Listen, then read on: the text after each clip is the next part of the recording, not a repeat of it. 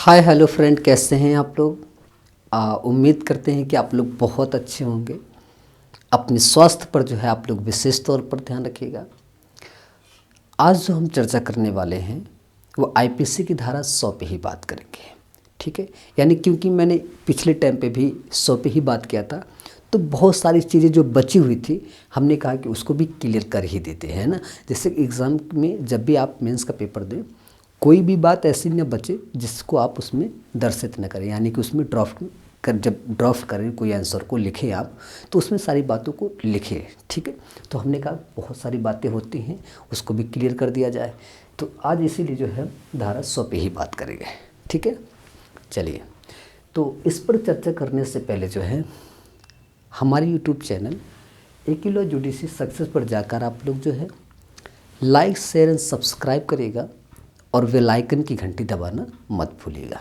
ठीक है, जिससे क्या करेंगे आप लोग कॉपी पेन और वेयर एक्ट यानी आईपीसी का वेयर एक्ट लेंगे और आप इसको जिस तरह से लिखे हैं ना, सेम टू सेम ऐसे कॉपी कर लेना है। और एग्ज़ाम की व्यू से जितने भी टॉपिक पढ़ाएंगे सबको एक बार आपको इस तरह से ज़रूर दिखा दिया करेंगे। जैसे आप इस चीज़ को लिख लेंगे ना, तो एग्ज़ाम की व्यू से बहुत ही बेहतर काम करेगा। और जितनी भी क्लास ले रहे हैं वो सारे इंपॉर्टेंट टॉपिक पे ही बात कर रहे हैं एग्ज़ाम के व्यू से। ठीक है, तो आपको जब लिख लेंगे तो सरसरी निगाह से भी आपने अगर 2-1 मिनट देखा है तो एग्ज़ाम के व्यू से बहुत ही बेटर होगा। और जब भी एग्ज़ाम में देंगे बहुत सारी बातें जब लिखेंगे तो याद होता चला जाएगा और बच्चे से आप क्या करेंगे ड्राफ्ट करते हुए यानी कि लिखते हुए मेंस को चले जाएंगे। ठीक है, चलिए अब देखिए इन दोनों व्यक्तियों की हम चर्चा करते हैं। ये व्यक्ति, जिस व्यक्ति के हाथ में बंदूक है ये हमलावर व्यक्ति है, और ये व्यक्ति जिसके हाथ में कुछ नहीं है अपना सिर्फ बचाव कर सकता है, प्राइवेट डिफेंस कर सकता है ये। और ये व्यक्ति हमलावर व्यक्ति जो हमला कर रहा है इस व्यक्ति के ऊपर।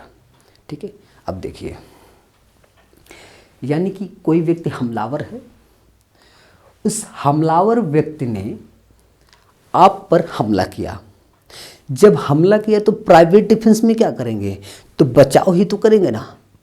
जो एक राइट दिया गया है, और राइट कैसा है वो प्राइवेट डिफेंस का है, तो उस राइट के आधार पर यानी कि अपना प्राइवेट डिफेंस उस हमलावर व्यक्ति के द्वारा किए गए हमले से जो हम प्राइवेट डिफेंस करेंगे, उस स्थिति में सबसे पहले क्या ध्यान देना, अगर आपको समय है, इतना समय है कि अगर आपने लोक अधिकारी की सहायता ली तो आप तो सुरक्षित है। फिर अगर आपके पास समय ही नहीं है कि आप लोग प्राधिकारी की सहायता लें, तो उस स्थिति में अपने बचाव में, अपने प्राइवेट डिफेंस में उस हमलावर व्यक्ति के किए गए हमले से बचाव करने में अगर कोई कृत्य हो जाता है, ऐसा अपराध हो जाता है जिससे हमलावर डेथ कारित कर जाता है। ठीक है, तो आपको एक चीज़ और ध्यान रखना है, आईपीसी की धारा जो 99 है का पैरा 4 है, उसमें इतना यही बात है कि उतने ही बल का प्रयोग करना है जितने बल की आवश्यकता है। क्लियर हो गया, यानी कि उतना ही बल का प्रयोग करना है जितना की आवश्यकता है, उतने ही बल का प्रयोग करिए। अगर बचाव में, अपने प्राइवेट डिफेंस में अगर मृत्यु भी कारित हो जाता है तो आपको बचाव मिलेगा। इसमें डेफिनेटली है बचाव में, अगर ऐसी गंभीर कोई मामला है और वो ऐसा हमला कर रहा है तो हो सकता है कि उसकी मृत्यु हो जाए। ठीक है, वो परिस्थितियाँ कैसी होंगी तो उस समय को होगा, है ना। तो यही चीज़ को आपको ध्यान देना है।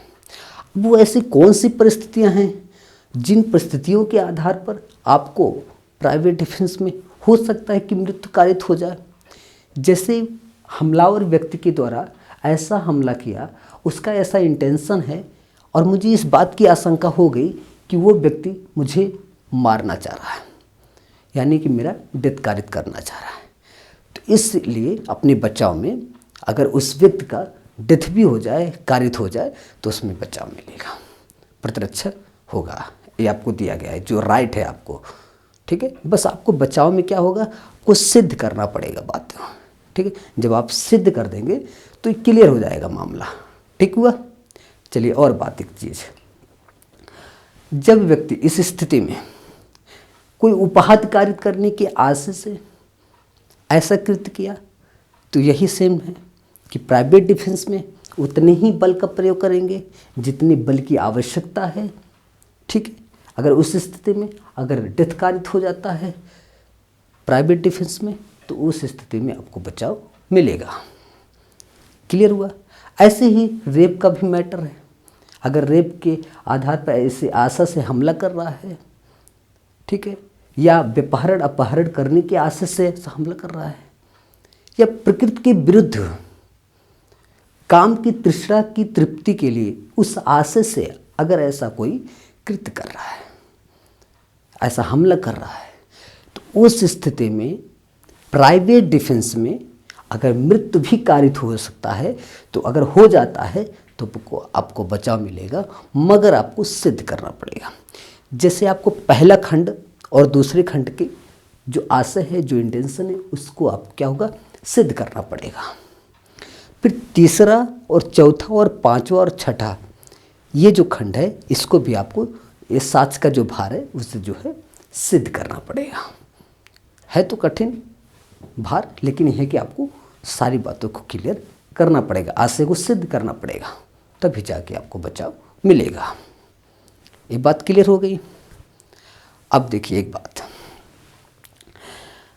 जो एक्सेप्शन है यानी कि अपवाद जो है, अपवाद में कुछ चीज़ें आपको हम एक अलग क्लास लेंगे अपवाद के लिए, और उसका एक पूरा क्लास यानी कि अपवाद से ही रिलेटेड सारी बात करेंगे, जिससे कि जो धारा 100 है उसका पूरा क्लियर हो जाए मैटर। ठीक है, चलिए अब देखिए, जो हमलावर व्यक्ति है, जो हमलावर व्यक्ति ने हमला किया और हमने अपने बचाव में उसकी अपने बचाव में यानी प्राइवेट डिफेंस में वो मृत्यु कारित हो जाता है। ठीक है, तो इस स्थिति में बचाव मिलेगा। अगर यहीं पे देखिए कोई भी व्यक्ति, एक नॉर्मली तरीके से सोचिए, सामान्य तौर पे सोचिए कि कोई व्यक्ति किसी व्यक्ति को मार देता है, गोली मार देता है, तो आप लोग कहेंगे हाँ ये तो हत्या कर दिया। हत्या यानी कि डिफिनेशन, आईपीसी की डिफिनेशन जो दिया गया है 300 में दिया गया हत्या को लेकर, तो आप सीधा समझ जाएंगे हत्या कर दिया यानी कि मार दिया, यही समझ में आएगा ना। लेकिन आप उसमें जो बहुत सारी बातें क्लियर हैं वो बाद में समझेंगे, क्योंकि वो चीज़ आप नहीं जानते उस टाइम की, सामान्य तौर पे ये जानते हैं बस उस व्यक्ति ने उस व्यक्ति की हत्या की, यही जानते हैं, और बाकी क्या बात हुआ वो तो क्लियर नहीं है, वो तो बहुत सारी बातें क्लियर होंगी ना। अब देखो, अगर इस स्थिति में अगर मान लीजिए ए ने बी व्यक्ति की हत्या कर दिया, ए नामक जो व्यक्ति है, ए नामक व्यक्ति ने बी नामक व्यक्ति की हत्या कर दिया, तो ये डेफिनेटली है कि ये आईपीसी की धारा 300 से यानी कि ये डिफिनेशन में आ जाएगा, हत्या के सिद्ध हो जाएगा कि अपराध 300 का मामला है। ठीक है, अब देखिए 100 की परिस्थिति जब पूर्ण नहीं होती है, जो धारा 100 है, अगर वो परिस्थितियां जो है पूर्ण नहीं होती हैं, आप ही तो की बात याद रखिएगा, इस स्थिति में अपनी बचाव में यानी कि प्राइवेट प्रतिरक्षा में मृत्यु कारित होने के लिए, यानी कि मृत्यु कारित हो सकता है अपनी बचाव में, प्राइवेट डिफेंस में मृत्यु कारित हो सकता है, ये बात याद रखना है। वो परिस्थितियां जो पूर्ण, 100 की परिस्थितियां जो पूर्ण नहीं है, अभी तो बस इतना ध्यान रखना है, जो प्राइवेट डिफेंस है उस स्थिति में अगर मृत्यु कारित हो जाता है तो आपको बचाव मिलेगा। अब इसमें सबसे पहले क्या कि आप ध्यान दीजिएगा, जब हम पिछले टाइम पे क्लास लिए थे तो उसमें हमने धारा 101 की बात की थी। धारा जब 101 की बात की थी तो सपटित धारा 99 यानी कि जो पैरा 4 है उसकी भी चर्चा की थी। 99 के पैरा 4 का मतलब सुनो, बल उतना ही प्रयोग करना है जितने की आवश्यकता है। क्लियर? अब या 3 जो शर्तें हैं, अगर 3 शर्तें जो हैं सिद्ध हो जाती हैं, तो 3 शर्तें सिद्ध होने के पश्चात यानी धारा 101 सपट धारा 99 के पैरा 4 या 3 शर्तें सिद्ध हैं, तो सिद्ध होने के पश्चात जो 300 का मामला है वो धारा 304 में चला जाएगा। ठीक है, क्लियर हो गया हम बात से?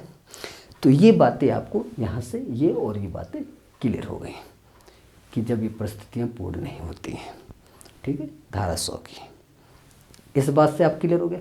अब देखिए ये यानी कि सद्भाव की स्थिति में वो कृत्य किया, लेकिन वो कृत्य जो किया सद्भाव में, यानी जो सावधानी पूर्वक से जो कृत्य हुआ, ये तो जानता है कि हुआ सावधानी पूर्वक से, लेकिन वो कोई प्री और प्लानिंग, यानी जो पहले से कोई योजना हो, कोई प्री प्लानिंग नहीं थी ऐसी कि ऐसा हम कृत्य करेंगे अपनी बच्चाओं में, ऐसी कोई योजना नहीं थी उसकी। ठीक है, ये बात याद रखना, जो प्लानिंग है ये कोई नहीं था पहले से। और दूसरी बात, जब भी कोई व्यक्ति 99 की पैरा 4 जो है उसको ध्यान रखिएगा, उसमें आशय नहीं होता है कि उस व्यक्ति की हम हत्या कर देंगे, मेरा कोई नहीं है उसमें आशय है कि उस व्यक्ति की हत्या कर दें, लेकिन जब हम उतने ही बल का प्रयोग किए हैं जितने ही बल की आवश्यकता थी, अब उससे ज़्यादा हो गया बल में, मतलब बल का प्रयोग, तो डेथ कारित कर गया। ये ऐसा तो मेरा कोई आशय नहीं था उसमें। ठीक है, यही बात जो है सिद्ध, यानी कि जो आशय है, आशय उसमें इंटेंशन नहीं था। जो बल का प्रयोग कर रहे थे, उस बल के प्रयोग में क्या हुआ कि उस बल का प्रयोग इतना ज़्यादा हो गया कि वो व्यक्ति डेथ कारित कर गया, इन बल से ज़्यादा का प्रयोग हो गया। ठीक है, जितना करना था उतना तो नहीं, उससे ज़्यादा हो गया, तो इसलिए वहाँ पे अगर बल से ज़्यादा का प्रयोग करें तो क्लियर हुई बात से। तो ये बातें जो हमने बताई हैं, तो एक एक पॉइंट जो है, जो कॉन्सेप्ट होता है ना, अगर कॉन्सेप्ट में अगर कोई बात क्लियर नहीं होती है तो कॉन्सेप्ट समझ में नहीं आया आपको। अगर सारी बातें, जितनी भी बातें हैं, अगर सारी बातें एकदम समझ में आ गया तो समझ लीजिए कि आपका जो कॉन्सेप्ट है एकदम पूरा क्लियर है। ठीक है, अब ये बातें आपको सद्भावपूर्वक याद रखना है, प्लानिंग और ऐसा इंटेंशन नहीं था। ठीक है, ये ध्यान रखना। तो जब हम एक्सेप्शन इससे रिलेटेड जो बातें करेंगे, जब वो अपवाद का पूरा क्लास ही लेंगे ना, तो बहुत सारी बातें क्लियर हो जाएंगे। ठीक है, तो अब यहीं पे इसको हम विराम करते हैं। हाँ, एक बात है कि जाते जाते आपसे निवेदन है कि लाइक, शेयर एंड सब्सक्राइब ज़रूर करिएगा, और बेल आइकन की घंटी दबाना मत भूलिएगा। ये बात ज़रूर ध्यान रखना, जिससे कि जो भी जितना भी पढ़ाएं उसका नोटिफिकेशन आप तक पहुंचना ज़रूरी है, जिससे आपकी जो डेली रूटीन बना हुआ पढ़ने का, तो प्रतिदिन के हिसाब से जो आपका समय निर्धारित है, कितने समय पढ़ूंगा, इतने समय ये करूंगा, इतने समय स्नान करना, इतने समय योगा करना है, इतने समय हमको धूप लेना है ना, तो बहुत सारी बातें जो आपका एक समय सीमा है, तो वो चीज़ों के आधार पे आपका नोटिफिकेशन पहुंचेगा, तो आप अच्छे से पढ़ेंगे। चलिए, इसी के साथ चलते हैं। जय हिंद, जय भारत। नेक्स्ट वीडियो में